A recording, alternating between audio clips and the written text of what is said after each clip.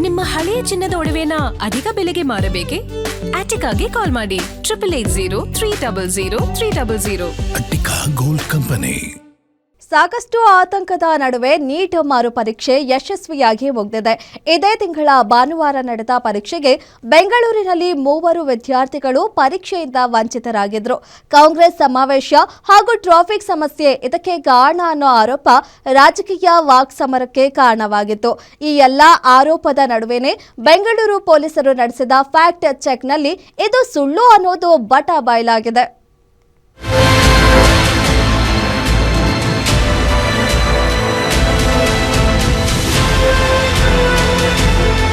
ಈ ನೋವು, ಆ ಕಣ್ಣೀರು, ಆ ಆಕ್ರೋಶ ಮೊನ್ನೆ ನಡೆದ ನೀಟ್ ಪರೀಕ್ಷೆ ವೇಳೆ ಕಂಡುಬಂದ ದೃಶ್ಯಗಳಿವು. ವರ್ಷವಿಡೀ ಹಗಲು ರಾತ್ರಿ ಎನ್ನದೆ ಕಷ್ಟಪಟ್ಟು ಓದಿ ಈ ಒಂದು ದಿನದಲ್ಲಿ ತಮ್ಮ ಭವಿಷ್ಯ ಬದಲಾಗುತ್ತೆ ಅಂತ ವಿದ್ಯಾರ್ಥಿಗಳು ಅನ್ಕೊಂಡಿದ್ರು. ಆದ್ರೆ ಜಸ್ಟ್ 3 ನಿಮಿಷ ಇಡೀ ವರ್ಷದ ಕನಸನ್ನೇ ತಿಂದು ಹಾಕಿದೆ. ಈ ವಿಚಾರ ರಾಜಕೀಯಕ್ಕೆ ತಿರುಗಿದ್ದು ಪೊಲೀಸರು ತನಿಖೆಯನ್ನ ಶುರು ಮಾಡಿದ್ರು. ಆದ್ರೆ ಅದರಲ್ಲಿ ಸ್ಫೋಟಕ ವಿಚಾರವೊಂದು ಹೊರಬಿದ್ದಿದೆ. ನೀಟ್ ಪರೀಕ್ಷೆ ವಂಚಿತರಾಗಿದ್ದಕ್ಕೆ ಕಾಂಗ್ರೆಸ್ ರ್ಯಾಲಿ ಕಾರಣವಲ್ಲ. ಪೊಲೀಸರ ಫ್ಯಾಕ್ಟ್ ಚೆಕ್ ವರದಿಯಲ್ಲಿ ವಾಸ್ತವಾಂಶ ಬಯಲು. ಪ್ರಶ್ನೆ ಪತ್ರಿಕೆ ಸೋರಿಕೆಯಾದ ಕಾರಣ ಇಡೀ ದೇಶಾದ್ಯಂತ ನೀಟ್ ಮರುಪರೀಕ್ಷೆ ನಡೆಸಲಾಗಿತ್ತು. ಇದೇ ಜೂನ್ 21ರಂದು ನಡೆದಿದ್ದ ಪರೀಕ್ಷೆ ಯಾವುದೇ ತೊಂದರೆ ಇಲ್ಲದೆ ಯಶಸ್ವಿಯಾಗಿ ಮುಗಿದಿದೆ. ಆದ್ರೆ ಪರೀಕ್ಷಾ ದಿನ ಕೆಲ ವಿದ್ಯಾರ್ಥಿಗಳು ಪರೀಕ್ಷೆಯಿಂದ ವಂಚಿತರಾಗಿದ್ರು. ಕೇವಲ ಬೆಂಗಳೂರು ಮಾತ್ರವಲ್ಲ, ಇಡೀ ದೇಶಾದ್ಯಂತ 5% ವಿದ್ಯಾರ್ಥಿಗಳು ಪರೀಕ್ಷೆ ಬರೆಯಲು ಸಾಧ್ಯವಾಗಲಿಲ್ಲ. ದೇಶದ ಇತರ ಘಟನೆಗಳಿಗಿಂತ ಬೆಂಗಳೂರಿನ ಆರ್ಸಿ ಕಾಲೇಜಿನಲ್ಲಿ ಪರೀಕ್ಷೆ ವಂಚಿತ ವಿದ್ಯಾರ್ಥಿನಿಯ ಪ್ರಕರಣ ರಾಜ್ಯದಲ್ಲಿ ರಾಜಕೀಯ ಕೆಸರಡಚಾಟಕ್ಕೂ ಕಾರಣವಾಯಿತು. ಆರ್ಟಿ ನಗರದ ನಿವಾಸಿಯಾಗಿದ್ದ ವಿದ್ಯಾರ್ಥಿನಿ ಆರ್ಸಿ ಕಾಲೇಜಿನ ಸೆಂಟರ್ಗೆ 3 ನಿಮಿಷ ತಡವಾಗಿ ಆಗಮಿಸಿದ್ರು. ಇದಕ್ಕೆ ಪ್ಯಾಲೇಸ್ ಗ್ರೌಂಡ್ನಲ್ಲಿ ಆಯೋಜಿಸಿದ್ದ ಕಾಂಗ್ರೆಸ್ ಕಾರ್ಯಕ್ರಮ ಅನ್ನೋ ಆರೋಪ ಕೇಳಿ ಬಂದಿತ್ತು. ಇದು ವಿಪಕ್ಷಗಳ ಬಾಯಿಗೆ ಆಹಾರವೂ ಆಗಿತ್ತು. ಯಾವಾಗ ಸರ್ಕಾರದ ವಿರುದ್ಧ ವಾಗ್ಬಾಣಗಳು ಹೆಚ್ಚಾಗತೊಡಗಿತು, ಬೆಂಗಳೂರು ಸಂಚಾರಿ ಪೊಲೀಸರು ಘಟನೆ ಕುರಿತಂತೆ ಫ್ಯಾಕ್ಟ್ ಚೆಕ್ ಮಾಡುವ ಕೆಲಸವನ್ನ ಮಾಡಿದ್ರು.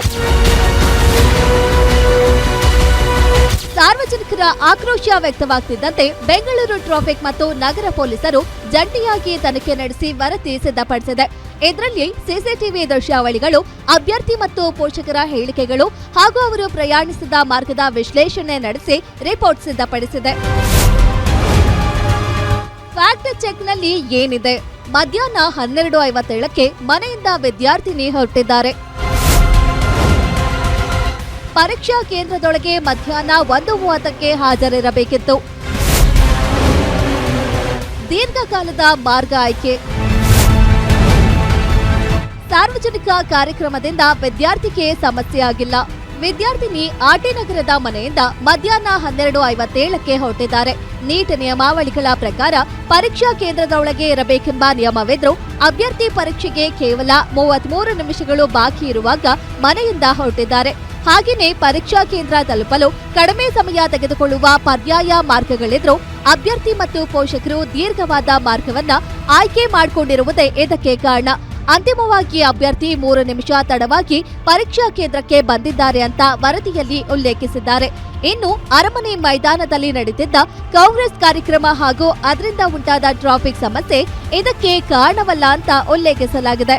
ವಿದ್ಯಾರ್ಥಿ ಯಾರು ಆರ್ಟಿ ನಗರಿಂದ ಬರ್ತಾ ಇದ್ರು, 1:15 ಡೆಡ್ಲೈನ್ ಇರುವಂತ ಎಕ್ಸಾಮಿಗೆ 12:57ಕ್ಕೆ ಮನೆ ಬಿಟ್ಟಿದ್ದಾರೆ.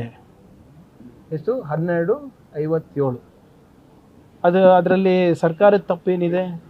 ಹೌದು, ಯಾವ ವಿದ್ಯಾರ್ಥಿನೂ ಕೂಡ ಎಕ್ಸಾಮ್ ಮಿಸ್ ಮಾಡಬಾರ್ದು. 11 ಗಂಟೆಗೆ ಗೇಟ್ ಓಪನ್ ಆಗುತ್ತೆ. ಅಪ್ ಟು 1:30 ಗೇಟ್ ನೀವು ಒಳಗಡೆ ಹೋಗ್ಬೋದು ಪರೀಕ್ಷೆ ಬರೀಲಿಕ್ಕೆ. ಈಗ ಭಾಳ ಜವಾಬ್ದಾರಿಯಿಂದ ವಿದ್ಯಾರ್ಥಿ ಇರ್ಬೋದು, ಪೋಷಕರು ಇರ್ಬೋದು, ಬೇಗ ಬಿಟ್ಟು ಇರ್ಬೋದಲ್ಲ. ಎಷ್ಟು ಜನ ಬರ್ದಿದ್ದಾರೆ ಎಕ್ಸಾಮ್ಸು? ಲಕ್ಷಾಂತರ ಜನ ಬರ್ದಿದ್ದಾರೆ. 3 ಜನ ಮಿಸ್ ಔಟ್ ಆಗಿದ್ದಾರೆ. ಅದು ಬೇರೆ ಬೇರೆ ಕಾರಣಗಳಿಂದ. ಪೊಲೀಸರ ಫ್ಯಾಕ್ಟ್ ಚೆಕ್ ಬಳಿಕ ಸೋಷಿಯಲ್ ಮೀಡಿಯಾದಲ್ಲಿ ಮಿಶ್ರ ಪ್ರತಿಕ್ರಿಯೆ ವ್ಯಕ್ತವಾಗ್ತಿವೆ. ಕೆಲವರು ಪರೀಕ್ಷೆಗೆ ಕೇವಲ ಅರ್ಧ ಗಂಟೆ ಮುಂಚೆ ಮನೆಯಿಂದ ಹೊರಟಿದ್ದನ್ನ ಪ್ರಶ್ನೆ ಮಾಡ್ತಿದ್ರೆ, ಮತ್ತೆ ಕೆಲವರು ವಿದ್ಯಾರ್ಥಿಗಳ ಭವಿಷ್ಯದ ದೃಷ್ಟಿಯಿಂದ ಕನಿಷ್ಠ 5 ನಿಮಿಷಗಳ ರಿಯಾಯಿತಿ ನೀಡಬೇಕಿತ್ತು ಅಂತ ವಾದ ಮಂಡಿಸಿದ್ದಾರೆ. ಉಲ್ಲಾಸ್ ಎಸ್ ಕಿರುವಾಸೆ, ಗ್ಯಾರಂಟಿ ನ್ಯೂಸ್, ಬೆಂಗಳೂರು.